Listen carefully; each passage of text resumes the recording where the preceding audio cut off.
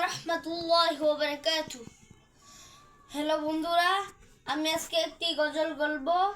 সেটা হলো এতিমের গজল। সবাই আমার গজলটি শুনবেন। আমি এতিম হয়ে কাঁদি না কেন তোমরা বলতে পারো। আমি এতিম হয়ে কাঁদি না কেন তোমরা বলতে পারো। এতিম ছিলেন আমার নবী, এতিম আমিও।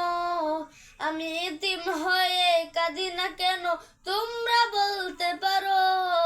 আমি এতিম হয়ে কাঁদি না কেন তোমরা বলতে পারো। এতিম ছিলেন আমার নবী, এতিম আমিও।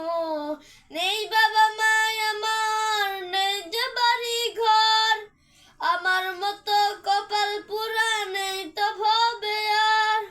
তবু মনে নিয়ে সান্ত্বনা কাটাই দিন রাত।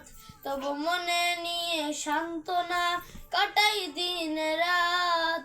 এতিম ছিলেন আমার নবী হযরত মুহাম্মদ। এতিম ছিলেন আমার নবী হযরত